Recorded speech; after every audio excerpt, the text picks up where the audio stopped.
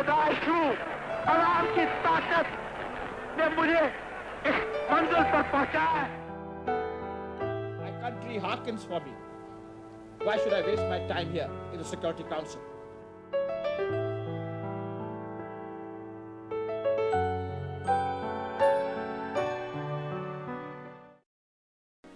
तज्जियाकारों के मुताबिक भुट्टो हुकूमत को गिराने में उन्हीं कुव्वतों का हाथ था जिन्होंने भुट्टो हुकूमत के खिलाफ न सिर्फ मुल्क में बल्कि पाकिस्तान पीपल्स पार्टी में भी साजिशें करनी शुरू कर दी थी।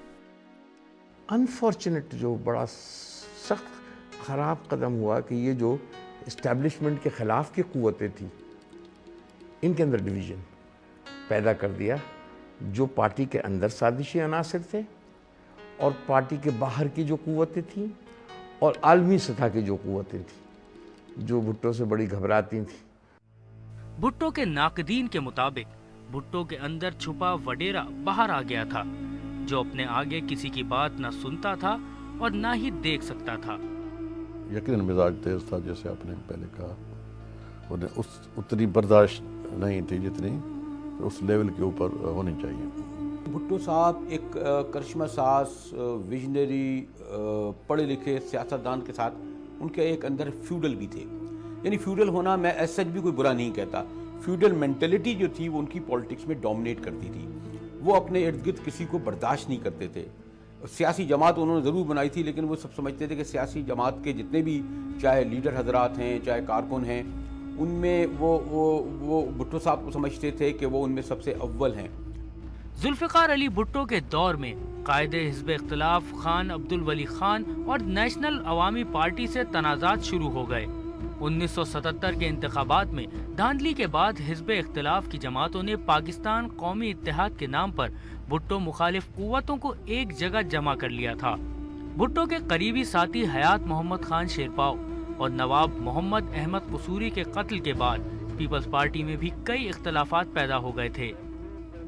ये जो नेशनल अवामी पार्टी थी जो 2 सूबों में मौजूद थी उसके खिलाफ एक कॉन्स्पिरेसी पैदा की। फिर नेशनल अवामी पार्टी को बैन किया गया, ये एक बड़ी साजिश थी।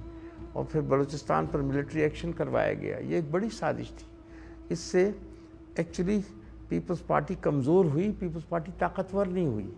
भुट्टो साहब के जो एलाइज बन सकते थे इस्टेब्लिशमेंट के ख़िलाफ़ वो एक एक करके उनको ख़त्म कर दिया गया, उनको जेलों में डाल दिया गया। तो उससे जुल्फ़िकार अली भुट्टो और उनकी पार्टी कमज़ोर हो गई। बस वो देख ना भाई, नहीं निपटती है तो मियाँ बीवी की नहीं निपटती तो तलाक हो जाती है ना। ये पॉलिटिक्स में भी कोई निकाह तो नहीं है। आप डिफरेंट डिफरेंसेस थे, जब डिफरेंस डेवलप हुए तो एक टीम जब इकट्ठी नहीं चल सकती तो फिर अलग अलग करनी पड़ती है। साजिशी अनासिर ने इस मौके का फायदा उठाकर भुट्टो हुकूमत को गैर इस्लामी करार देना शुरू कर दिया।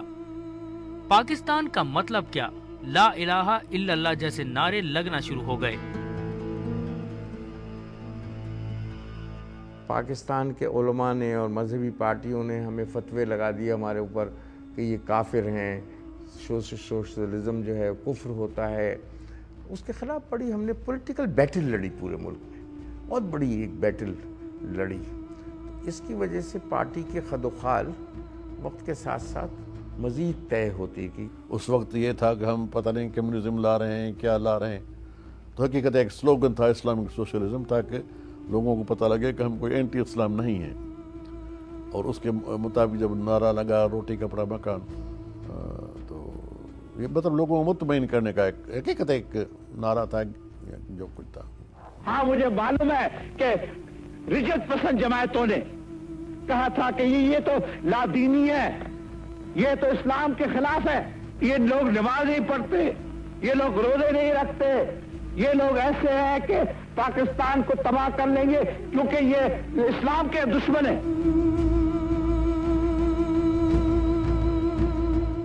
हालात इस हद तक खराब हो गए कि भुट्टो के अपने चुने हुए जनरल ज़ियाउल हक ने 5 जुलाई 1977 को मार्शल लॉ के तहत भुट्टो हुकूमत का खात्मा करके 90 दिन बाद यानी अक्टूबर में आम इंतखाबात का ऐलान कर दिया और जुल्फ़िकार अली भुट्टो समेत पीपल्स पार्टी के कई सीनियर रहनुमाओं को जेल में बंद कर दिया गया। जनरल जज साहब के ऊपर एतबार किया भुट्टो साहब ने, ठीक है जी, اور اس لحاظ سے غلط تھا کہ وہ 6 جنرلز کو سپرسیڈ کر کے آیا، 6واں تھا یا 5 کو سپرسیڈ کیا، اور اس کے اعتماد کو اس نے بے انتہا یعنی کہ ضرب لگائی۔ ٹریڈ یونینیں ماتوب ہو گئیں، اسٹوڈنٹ موومنٹ ماتوب ہو گئی، ہم جیسے لوگ ماتوب ہو گئے، جیلوں میں چلے گئے، سمجھے بلوچ رہنما جیلوں میں چلے گئے، ولی خان حیدرآباد ٹریبونل میں، غوث بخش بزنجو حیدرآباد ٹریبونل میں۔ تو اس سے وہ جو نیشنلسٹ اور پروگریسو اور ڈیموکریٹک فورسز تھیں وہ ایک طرف ہو گئیں۔ 29 جولائی 1977 میں ذوالفقار علی بھٹو کو رہا کر دیا گیا، مگر ان کی رہائی کے بعد پاکستان پیپلز پارٹی کو ملنے والی پذیرائی نے جنرل ضیاء الحق کو پریشان کر دیا تھا، اور ان کو اس بات کا یقین ہو گیا تھا کہ اقتدار میں آ کر پیپلز پارٹی بدلہ لے گی۔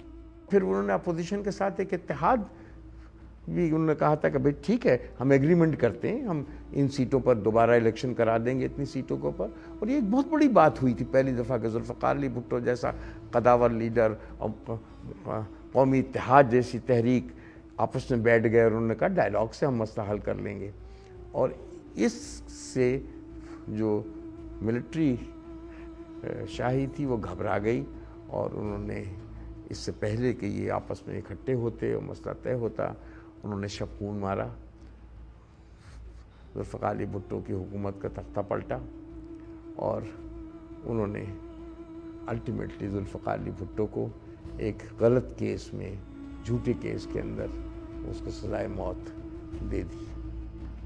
ذوالفقار علی بھٹو کو نواب محمد احمد قصوری کے قتل کے الزام میں 3 ستمبر 1978 کو گرفتار کر لیا گیا، تاہم عدالت نے تمام ثبوتوں کو نامکمل قرار دے کر بھٹو کو ضمانت پر رہا کر دیا، مگر 3 دن بعد ہی بھٹو کو پھر گرفتار کر لیا گیا، اور اس بار لاہور ہائی کورٹ کے چیف جسٹس مولوی مشتاق حسین کی سربراہی میں 5 مہینے چلنے والے مقدمے کا نتیجہ ذوالفقار علی بھٹو کو سزائے موت سنائے جانے کی صورت میں نکلا۔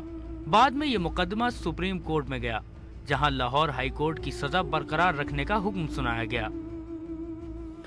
سارے اسلامک ممالک بالکل اپنا یعنی بلکہ ان کو اشور کیا گیا کہ نہیں بھٹو صاحب کی زندگی کو خطرہ نہیں ہوگا۔ ضیاء الحق صاحب سمٹ تھی، اسلامک سمٹ سعودی عربیہ میں، وہاں سب کے ساتھ کمٹ کر کے آئے، اور مجھے پتہ ہے کہ اس وقت پرائم منسٹر جو تھے یو کے برٹن کے، اس نے کافی لمبی کنورزیشن کی بھٹو صاحب کے ساتھ، جب ان کو شک پڑ گیا کہ یہ ہو رہا ہے۔ اسی طرح اور ممالک نے بھی کوشش کی۔ جس طریقے سے ان کو اقتدار سے ہٹایا گیا، جس طریقے سے ان کی تذلیل کی گئی، کیا حیثیت تھی اس ضیاء الحق کی؟ تو کوئی حیثیت ہی نہیں تھی، کوئی یہ تو قرآن لے کے کھڑا ہو جاتا سر کے سر، میں آپ کا وفادار رہوں گا، اس کو شرم نہیں تھی، اس آدمی کو کوئی حیا نہیں تھی۔ 4 اپریل 1969 کو بھٹو کو پھانسی دے دی گئی۔ ذوالفقار علی بھٹو کی پھانسی کے حوالے سے آج بھی مختلف آراء موجود ہیں۔ کچھ لوگ اسے غیر قانونی کہتے ہیں اور کچھ افراد اسے قانون کے مطابق اقدام قرار دیتے ہیں۔ ایک اور حلقہ اسے بھٹو کی مغرب مخالف پالیسیوں کا شاخسانہ کہتا ہے۔ حقیقت کچھ بھی ہو، مگر یہ بات سچ ہے کہ قائد اعظم کے بعد ذوالفقار علی بھٹو کا شمار پاکستان کے مقبول ترین سیاستدانوں میں ہوتا ہے۔ The question is that why pick on Zulfikar Ali Bhutto? They know that I've given a place to Pakistan. I've given a position. They know that I'm the pillar of stability and the symbol of stability and strength of Pakistan. That's why they want to remove the pillar of stability and the symbol of strength of Pakistan. That's the point. عوام کی پیدائش ہوں، عوام کی طاقت نے مجھے اس منزل پر پہنچایا ہے۔